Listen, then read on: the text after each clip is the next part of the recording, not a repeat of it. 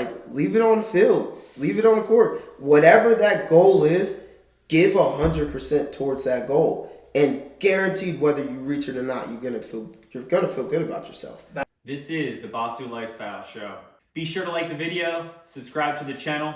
Today I'm joined by Mike Staten. Mike Staten is a high school football star, played college football Division 1A. We've also been lifting together since about 15. He became a licensed trainer at 24? About 22. You became a licensed trainer at 22. We've been lifting together since then. You're now even into the fucking nutrition part of it. You have clients, you have classes. So we can dive into a lot of different topics. We can dive into calories, we can dive into workouts, we can dive into everything under the sun. And I know me and you always just hit it off anyway. So to jump in, let's jump into health versus vanity. How do you even open up what's more important? Is it more important to be healthy? Is it more important to look for the vanity side of it? Yeah, man. Well, it's an awesome topic, right? That's the first part. And when you and I kind of talked before, I was super excited to get into this. It's something that I have to break down to my clients a lot. Like, let's be very honest on what we're trying to do. I think there is no way that you can be healthy and not like the way that you look, right? So that to me has to always be the plan, to be healthy. And unfortunately, we're not seeing that. A lot of people are going the opposite way. And they want the vanity first. They want to skip the nutrition. They want to skip the strength pyramid, building the strength first and getting strong and building a strong foundation. And they want to jump right away to the men being 230 pounds with, 6% body fat, and the females doing what they're doing. Which is almost impossible to reach. It's not super impossible, hard, but to do this the right way and still be healthy, is very, very hard. Yeah. I think, even when you were talking, I was thinking health versus vanity. I'm like, well, if you think about, we got into it for vanity, say. At 16, you're getting in it because you're like, if I get some biceps or some triceps, I'm going to gain some confidence. Girls are going to like me a little more. And on top of that, you might get a little bit for sports. You're not getting into working out if you're playing sports probably for the aspect of health. Let's figure out 16 to 20, you're not thinking what's healthy because you're doing everything else. Well, and we have to take people back and understand when we were 15, 2004, 2005, your competition was the people that you played football or basketball, whatever sports team you were on, and the people in the gym. And if you're consistent, you're eating well, you're tracking all that stuff, you'll be that top 1% very easy. You don't even have to do, that would be great, but we didn't even do that. No. Just showing up at the gym, how many people, there was not a single person in our high school, they can comment below if they were there, that was in the gym from sophomore year through senior year with us. There was not a single motherfucker. Yeah. I mean, I can't name one. You're right. Absolutely. They would come and go. They would come for a couple waves. Weeks. Yeah. Now, we also went to a small school. I get that. But they were not there putting in the work. No. And I think, even outside of the health versus vanity, we developed discipline. And this is a part of my daily day. I go to the gym just about every day. It's just one of those things that you do. You have a bad day. You still have to get through the day. And it teaches you that discipline of when you have a shitty day, you still have shit to do. Absolutely. And I mean, what do we called it the bug, man. We got the bug early.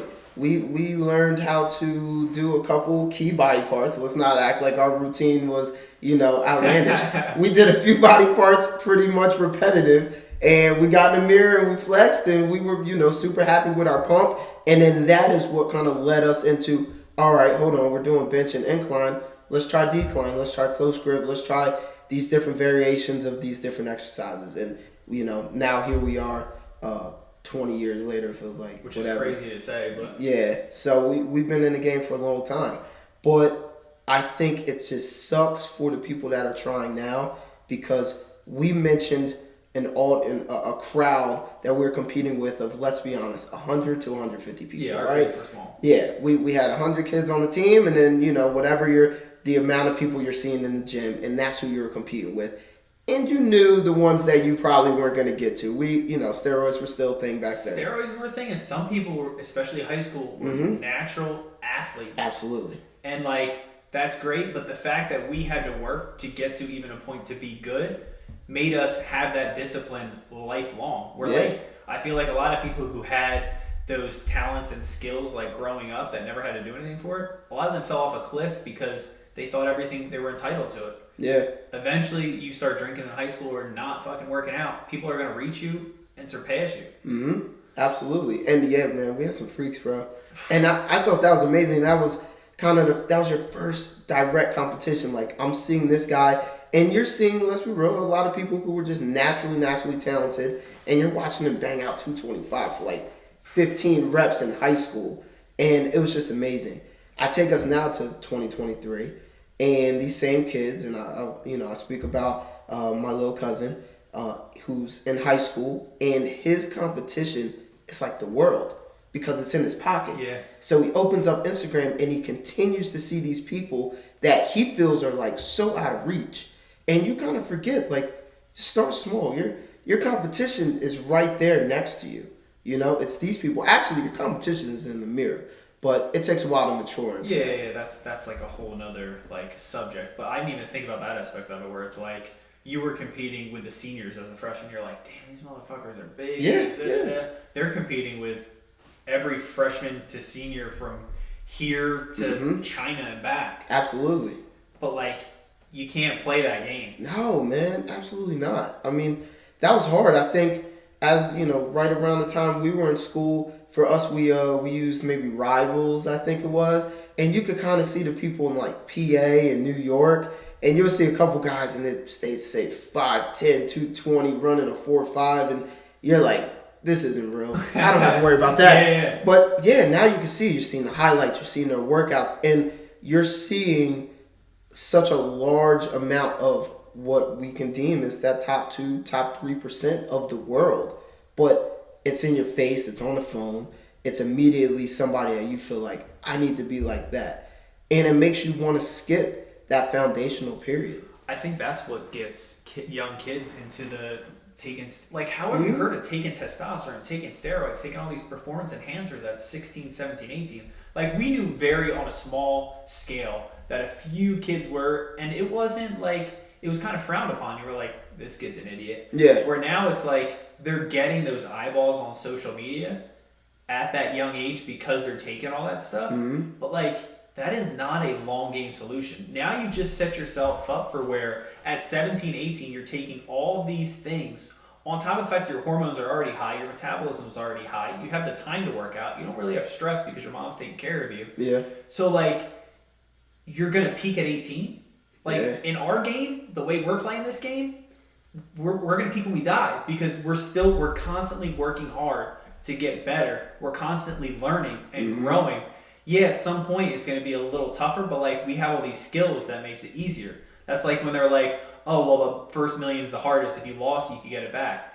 Yeah, it's going to get harder for us later at 40. It's going to get harder for us to stay in shape or whatever, but we have all these skills. We've already built the skill. Absolutely. We didn't take a cheat code. We didn't take the supplements. You do not need to be taking steroids at 16, 17, 18. Oh, man. I mean, in general, I don't think it's a good idea. Nope. Because I think you're not mature enough to realize that health needs to be your long-term thought process and longevity. I know that they're not thinking that, and it's sad to see because I see some kids even in my own gym, and I'm like, bro, you're 17 and I can see you're huge, but like barely even know how to lift. You're doing a flat bench and you're like whole ass and everything's up in the air, like you're not doing anything right. You see the acne on the shoulders and the back. The whole back, it's easy to see. Like you're not fooling anybody. No, I mean, I would love for the younger generation to just take a step back and just realize, man, being in the gym is a win, right? Lifting 5 pounds heavier, we did that. We started with 25s on the bar, and then we put 5 on, and then we put 5 on, and then you're just adding on. And when we got to 135, it was a win. And now you log on, and it seems like the new 135 is 225 or 315, and it's just not fair. It's not fair to put that pressure on yourself. It is a foundation. It is a journey. And if you do it the right way, you build up all these tools that, like you said, it makes it so much easier that when something does happen, and something is going to happen, you may get injured, your work may pick up, you start building a family, whatever it is, that you're not going to really have that same 2 hours, 3 hours being in the gym. Exactly. And you're going to have to go back to those tools that you've spent the last few years building up. And it's an amazing thing. Like, it's easy now. You know, I have a bad week and I feel like crap, and then I know Saturday I can put a few workouts together, and from Saturday to the next Friday, I'm almost back to where I was. Yep. You know, I know those tools. I know what works. And that cheat code just is not worth it. You can't say no. it enough because like we never had the thought to do it. No. Like there was always, we were scared though. We grew up in a generation that was scared of it. It was like you said, it was actually frowned upon. It was frowned upon, and there were also a lot of things that were said about it. You know, if you take it, it's going to make your stuff small, and yeah, but look at some of these motherfuckers who are dying because they're legit dying, and they're like looking huge, and now you're setting the example of looking like this huge monster, whatever, and like so on top of the fact that you're taking steroids and you're putting all these pictures out, you're also promoting your way of eating, which I've seen some of the way these dudes eat, and you're just like, who the hell is watching this video of this guy shopping who is obviously on a shit ton of stuff? Like, don't go and buy what he's eating. That is not going to help you. But you say who's watching, and it's thousands. I know. It's thousands that are liking it. It's even more that are watching and just scrolling by. And that's when social media plays a dangerous game, because even if you don't like it, but you keep scrolling, you keep scrolling, you do that day after day, week after week, year after year, it's in your head somewhere. And all that's going to happen is you're going to go to the gym and you're going to work your ass off, and you're not going to look like that guy who's cheating or that girl who's cheating, because it is a lot of women that are doing steroids and stuff now too. Yeah, it's kind of crazy. It's crazy to think, but we're in that world now. You're like setting your body up for where like at some point, I think 80% of people are going to want to have kids. Like, you're taking all these drugs that you don't know what are going to do to you, where you're even getting it from. Yeah. If you're taking steroids at 16, 17, 18, you're probably not getting them from a pharmacist or like whatever. You're getting them from some shady dude in the gym. Yeah. What do you think or some shady website. Yeah. What do you think you're shooting in yourself? Yeah, man. Absolutely. And so I think if it's one thing I want to say, we're talking health versus vanity. It's the fact that understand health has to be the long term. Doing steroids, you're setting yourself up for a system that is going to fail you. That's it.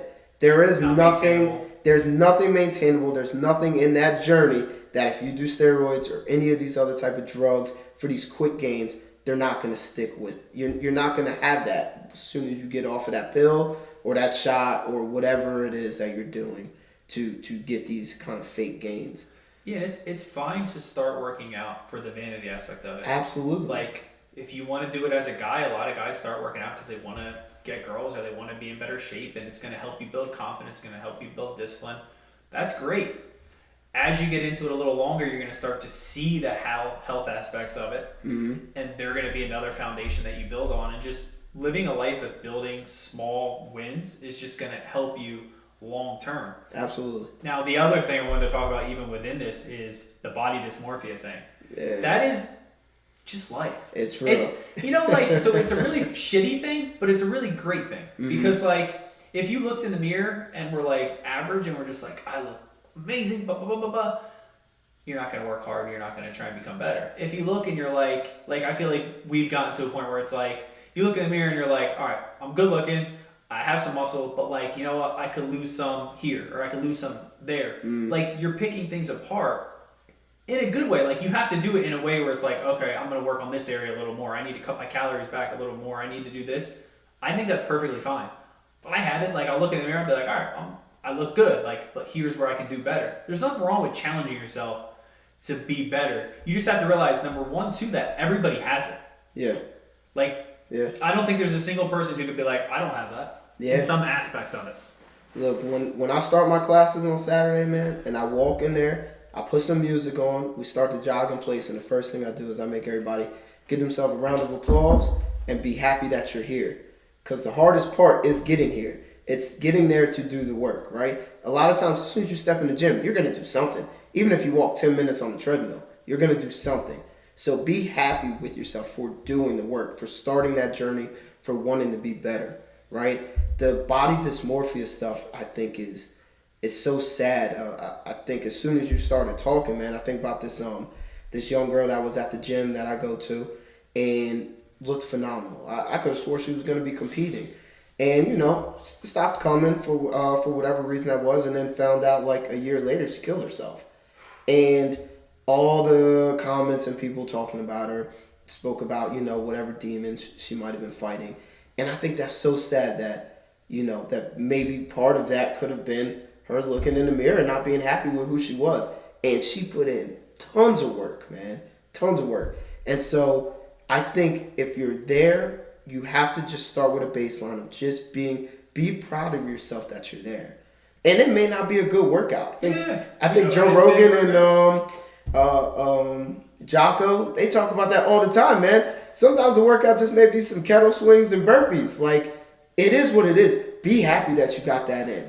Well, so like, I think there's a lot of ways to look at it, because that way is the worst possible way to look at it. It is. Suicide, but like, there's a difference between loving yourself, being happy with yourself, and having the body dysmorphia aspect of it, where it's like, I can be better. Mm-hmm. Like, you can always be better, but you have to love where you're starting, because like, there's always somebody in a worse position who wants to be in your position.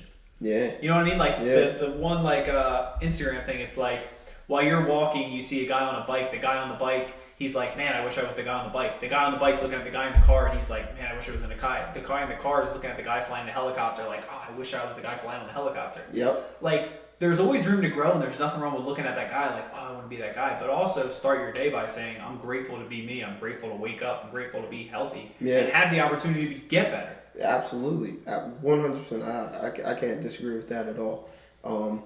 I think one thing that kind of comes to my mind is maybe the idea of setting standards, right? Setting standards and setting high values for yourself.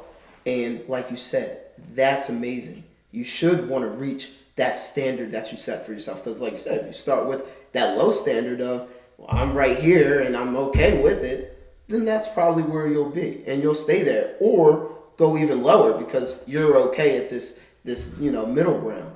But setting high standards for yourself, amazing. Should always set it, whatever that may be. But like you said, yeah, enjoying the journey a little bit, being proud of yourself for being there. I think maybe one thing we could talk about, you've done this, I used to do this, I haven't done it as much, is journaling. Yep. Right? Journal your journey so that you can kind of see maybe on those bad days. Set a goal. I've come far. Yeah. Like you gotta, it's crazy too, because there's so many different like starting levels that it's hard to say like what I'm doing is gonna work for you, but like just setting a goal. Like if your goal is to gain weight or to lose weight, like set that goal for this month. I want to lose 5 pounds, or this month I want to gain 5 pounds of muscle. Like, are you gonna reach it? Maybe even if you don't reach it, like just journal every day about my goal is to do this. Here's where I'm at with it. You know what I mean? Mm-hmm. And like if you're actually like honest with yourself and you're working hard, at the end of the 30 days, even if you don't reach your goal, you're going to be proud of yourself if you did the right things. Absolutely. Now, at the end of the 30 days, if you didn't do that stuff and you didn't reach your goal and you're down, it's not because you're depressed. You're depressed because you didn't reach your goal. Yeah. If you reached your goal, you would be proud of yourself and you can set the next goal and go after that. Like, stop thinking that you're like just depressed all the time. You can't do it. Like, you're choosing not to do it in most cases. And as going back to sports, man, like leave it on the field. Leave it on the court. Whatever that goal is, give 100% towards that goal, and guaranteed whether you reach it or not, you're gonna feel good about yourself. That's why I said like you have to just set a goal. Like starting today, write down my goal for this week. Like I set goals for weeks, I set goals for months, I set goals for years, and I try and journal it. Every day isn't a win, but like as long as most days I'm winning, I feel good. Yep. But when you get in a habit of winning, the nights where you're like lazy, it's a Sunday and you watch football or you do whatever and you go to bed that night and you have to journal that you lost a day, I'm going to be a little bit depressed. I'm like, damn, I let myself lose today. But I'm going to wake up tomorrow. That's what I was going to say. Tomorrow's going to be a good fucking day. Yeah, yes it is. Yes it is. When you actually allow that disappointment to drive you closer to reaching your standard. To me, it's like when I did the one kind of 10-day, 14-day detox, right? And my goal in the midst of that was to jumpstart myself back into some good eating, despite a lot of stress I was dealing with. But also, I wanted to lose 9 pounds. And I think at the end, I lost 7, right? But first off, I felt amazing. Second off, I knew I was only 2 pounds away from my goal. Those next 4 or 5 workouts, man, I kicked ass until I reached that 2 pounds. Like, you're going to be happy with it because you're getting yourself close. you're working hard. You knew it wasn't because you bullshitted. If you do BS the whole thing, then that's what it's gonna feel like when you reach it. It's gonna feel like you're gonna feel like shit. Yeah, and if you set a goal too big that you don't reach, it's okay. Like Yeah, if you're 5 steps ahead of where you started, and you're like, wait, but I accomplished these 5 steps. Okay, next month's goal is the same as this goal. Yep.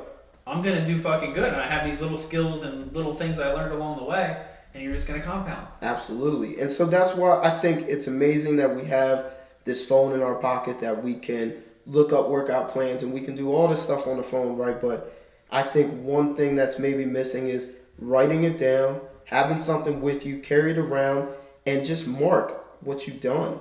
Mark where you've started, mark where you're at, and mark your goals.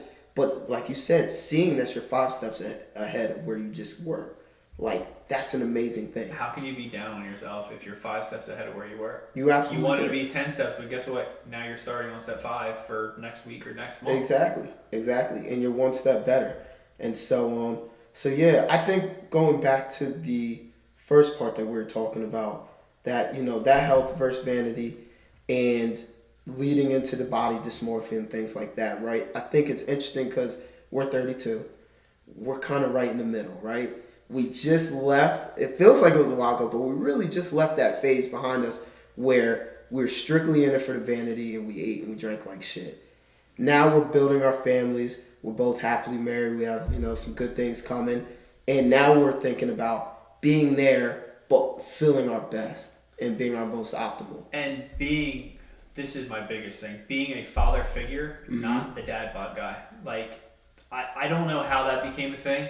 Yeah. Being the dad bod, and like, if that's the way you want to live, cool, but I heard father figure and I'm like, I want to be a father figure. Yeah. If you think that you're going to lead your kids and lead them to make good, healthy eating decisions, exercise decisions when you're not doing it, that's just like unbelievably insane to even think that that's going to happen. I mean, you're it. You're what they see every day. You are, as a dad, the role model. What they want to be. You are the leader of that family. Absolutely. And so, look, we all gain some weight. Yeah. We all, maybe if you're a naturally skinny guy, lose some weight. We all kind of lose our way, right? Recognize it, getting back to it, but thinking that that's okay. I think what has happened is they have managed to make this fitness world selfish. Did you hear what working out is? No. I forget which magazine it was in. Lifting weights and bodybuilding is white supremacist at its core. It's like, wow. Just act like I'm not working out, huh? That's what I'm saying. Like, where do you even, so you're a white supremacist now, just so you know. But like, where do you even come up with that? Like, working out and being healthy is the greatest thing you could do for your life and your family. Absolutely, man. So to even come out with something like that, it almost proves that the government or whatever entity does not want you to be healthy. Well, they've already made that clear, because when we're in the biggest health pandemic ever, they shut parks and gyms down. Like, that's insane. That's what they did. And instead of doing or giving you the same protocol that you would use to go to ShopRite, they just said it's better if we just shut this down. Right. And I think that was insane. And we don't talk about the amount of people that we lost from that, man. The amount of people that contracted virus, whether you believe it or not, contracted some type of illness and didn't have the capability of fighting it because they were obese, overweight, unhealthy. Yeah. Being depressed was another. Like, being depressed makes your immune system weaker. Yes. And it's like, well, what could lead you to depression? Oh, being stuck in a house by yourself and talking to people through a computer. Like, it's weird because going to the gym, they're like I've changed gyms. I moved to a different area, and there's a couple people who I talk to. Some of them I don't even know their names. You just say what's up or whatever. But they're like your battle buddy, like a little bit. Yeah, like a little bit. You walk by them and you like, hey man, like, what's good? What's up? Like, you give them a spot or whatever. Yeah, they're your battle buddy, and like, yes, absolutely. You're there for a reason, and like, that's your community. Like, some gyms do it better. Like Trish and Tony's gym, Wolf Fitness, they do it to where it's like you feel like you're a part of something, and that makes it even better when you're a part of an actual like community. Yeah. But just going to the gym, like, you're a part of an elite group of people because in your town, you're the only people who work outside. Yeah. You know what I'm saying? Like, there's only so many gyms in town. And dude, that's what I want people to recognize. When you walk into the gym, look around. These are the people that prioritize their health. Like, that's it. Yes, working out at home is a thing now, and virtual training was a little bit bigger in the midst of the pandemic. I don't think it's really as big right now. Yeah, you can do it. There are some people who you do absolutely it. can. But when you're somebody who goes to the gym on a daily basis and looks like you're in shape, you are putting yourself in the top 5% of any place you walk into. You walk into a restaurant, you walk into a store, people notice that you are in shape. Yeah, and that's what I want people to recognize. Like, walk into that gym. That's your competition if you want to view it that way. Or should I say, these are the people right here that are in that top percentage of health. These are the people that have dedicated themselves. They've all worked a job just like yourself, and yet they are here putting themselves through a workout, doing something, whether it's treadmill or calisthenics or weights. And I think that's how we really have to view it. Like this is it. It's not a large portion, man. Yeah, and like I said, when you do it and you go out to the stores, the restaurants, everything else, people will notice. Even if they don't say it, you will be noticed as the actual person who's in shape. Well, unfortunately now you probably hate it a little bit. Hated, yeah. I mean, I think hated in the younger, but like the older people, you're always respected. Yeah. It's just the way it is. Like every single person that like I get checked out of from an older person is always like, "Oh, are you in the service? Or are you this? Or are you that?" Just because when you're in shape, clean cut, it's like people recognize it. It's almost like such a non-seen thing now that it's like I almost have to question, why are you doing this? Absolutely. I like it sometimes. Walking in the shop, right, and like a car will stop and like roll down the windows. You just got your pump up, huh? Like, right. Yeah, man, I did. I appreciate it. It feels a little good too. But I think going back to like what we were talking about, the fitness looked at as a white supremacy, right?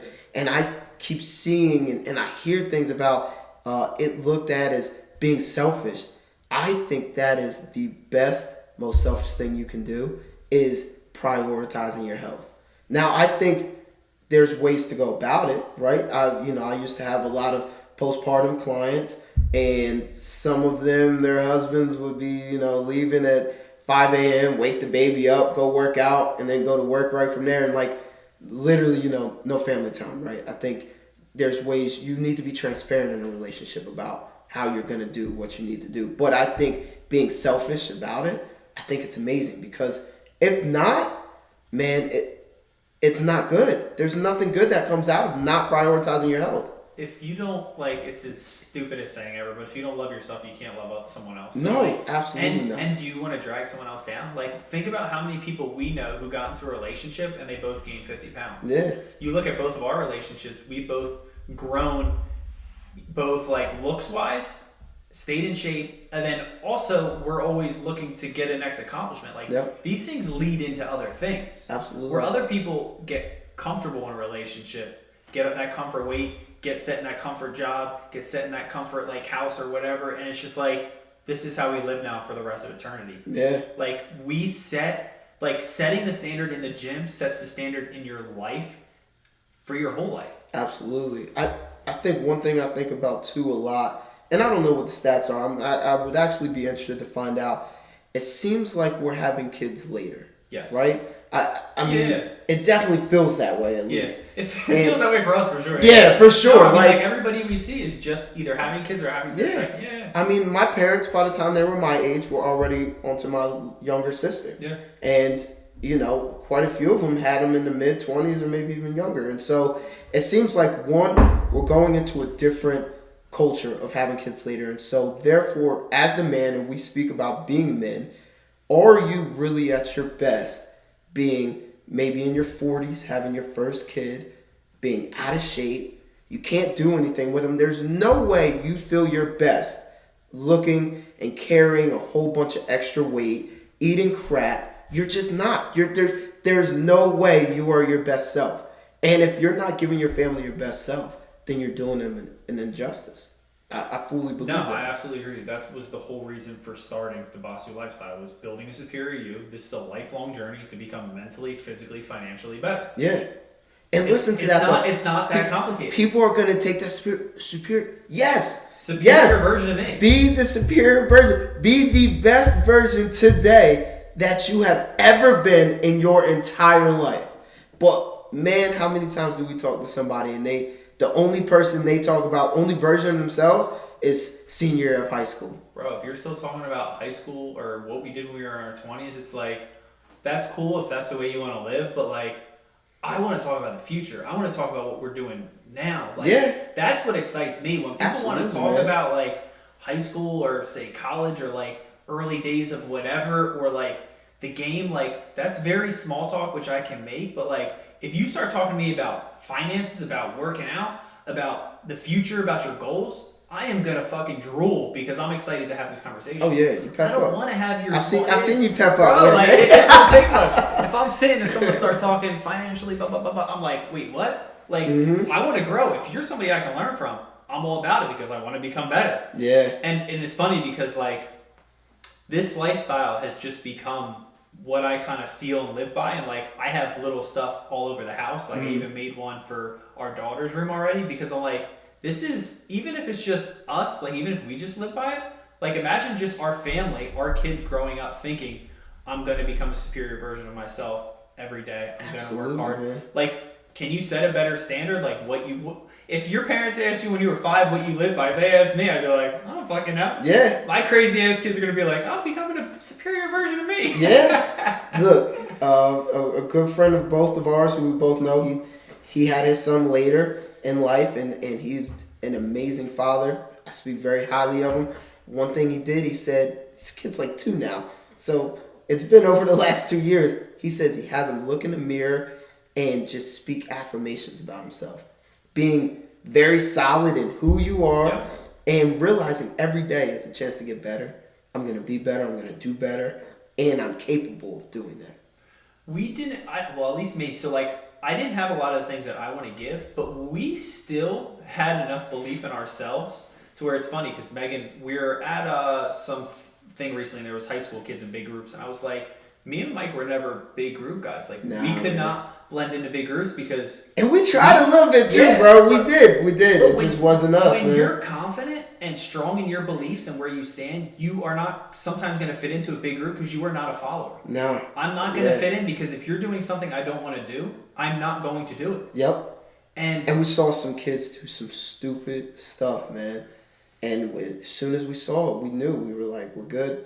We went home, and that was it, man. Maybe we played some video games or cooked some food or something, but like we were comfortable enough in ourselves to know that wasn't us. It's interesting because I know we both had great father figures, but like the way I want to raise like our kids, it's like 10x that, and I'm just like, it's crazy looking back at how like I didn't have some of the things that I plan on my kids having, but like we were so fucking like on it. I don't know if it's part of the gym.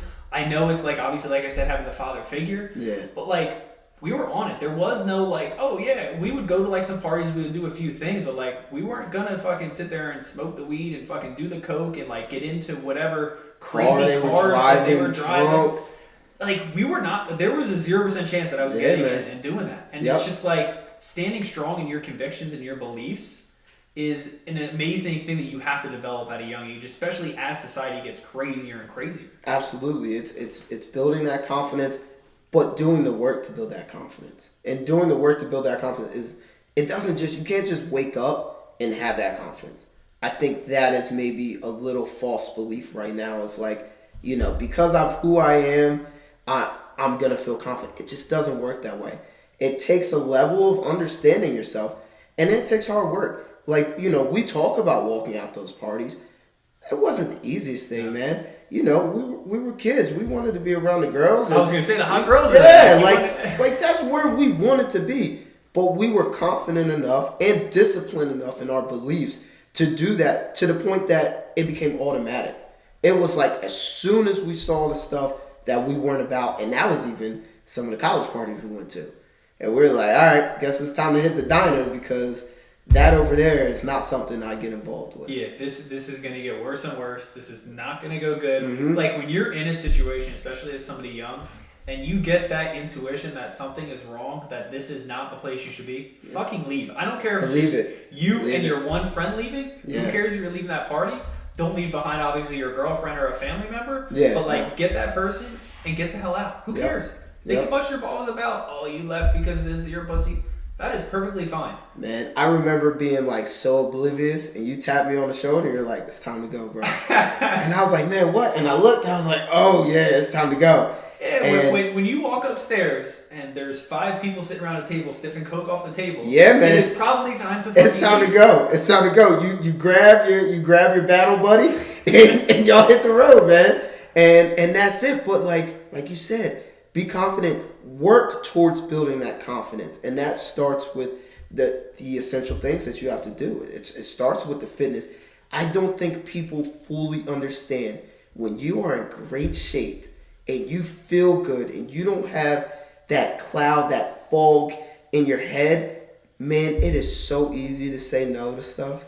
It's automatic because you weigh the risk reward as soon as it comes up. And once you say no the first time and leave the first time, Oh, it becomes easy. It's easy the next time because you're just Absolutely. like, no. Yeah, it's so easy, man. I can't tell you how many of those clients that would come to me and I would ask them if they were a late client. I said, "What'd you eat today?" And man, they knew to be honest with me because I'm gonna see by your workout what you ate. And if you ate some of those God forbidden foods, especially some of those horrible fast foods, man, we were on the stairs. I don't care if it was chest day, leg day, whatever. We're running some stairs first, man. So you better grab that kettlebell or something because we're hitting some stairs.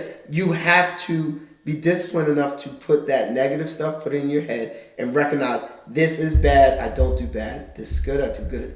Build that up, and then it becomes as easy as it is for you. I mean, I'll be honest with you, bro. Your level of discipline is it's admirable at this point. But like we said in like a different video, a different time we were sitting down, it's like we weren't always this way. I was never always this way, but I started building a foundation of saying no to those foods, saying no to the cake, saying no to this, that, and the other, where it's like you feel that clear mental state of not eating it, and it's like I'm a person who doesn't eat that. Now every now and then I will, but like your identity is now related to I stick to a healthy eating style. I eat this way. I don't do this, that, or the other. Like drinking. Yeah. We spent our fucking early 20s drinking. We went out we found a Tuesday night. Yep. We went out Thursday night, Friday night. If we could find somewhere to go Saturday and Sunday, there was a chance we were could there go on too. Saturday and Sunday. Yeah. At 21, 22. Now it's like we're 32. I haven't gotten drunk since your wedding, which was what? Was it a year ago? Yeah, we just celebrated a year a couple months ago. So yeah, I haven't gotten drunk since that day. I drank once since then, which was at my wedding. I had a glass of champagne. I don't know. But I don't want it anymore. And there were a lot of nights, like when I was first dating Megan, or like when we were married, there would be like, oh, I'm gonna sit outside, have a drink and a cigar, and like it was cool. But then once you start to realize, oh well, that messes up my sleep regardless. A lot of times after you have a few drinks, you're like, oh well, before I go to bed, I might as well eat a quick like peanut butter sandwich or like a couple of this because I gotta absorb the alcohol. Yeah. Just like you get to a point where you're just like, I'm a person who doesn't do that anymore. So I want to pick up that point, man, because that was the first reason why earlier this year I wanted to change that diet, is because I found myself in the same routine of justifying why I'm eating something bad. And I was either justifying it because we were drinking and it was, I need bread, which actually isn't true. For anybody listening, fats help you digest alcohol better than bread. You do not need, like, let's be real, I eat some carbs. Mm-hmm. You do not need carbs. There is no essential carbs. No, there's just not. And I think there's more and more programs coming out that are confirming that, and people will feel free to do their own research. Now, I will say this. If you're a runner, right, I'm very involved. I'm very, into the running. It's kind of my time of peace, but also for me being an asthmatic, it is essential for me to keep my lungs strong, maybe more so than somebody else that's not asthmatic, right? And I know in the beginning, if you do something keto, running is hard. I can imagine. It is hard, and your body feels a certain type of way that maybe it wasn't when you were eating some of the higher carbs, right? I think if you can find a healthy intake of carbs, I think, keeping it at a, certain level, and you have to find that level for yourself. I'm not going to speak about it. I will say for myself, under 100 grams of carbs. That's kind of where I'm at. Yeah, under 100 grams of carbs, and for me, that's maybe like a cup of oatmeal in the morning, or putting it into my shake, whatever it is, and having that, I think, does the trick for me. Having too much, man, all that's happening is you're doing that run and you still have a surplus amount of carbs.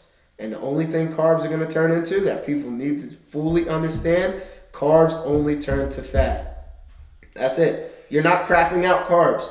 And I don't think it's understood the whole blood sugar thing. Like if you are starting to become overweight, or if you have a family who has diabetes or whatever, eating high sugar is what leads you to that. High carbs is what leads you into insulin sensitivity and leads you into a life of becoming a diabetic. Now, it's not always the case, but like if you're eating lower carbs, managing your protein and fats, you have a better chance of not having a lot of the issues that people are having with obesity and insulin sensitivity later in life. Absolutely.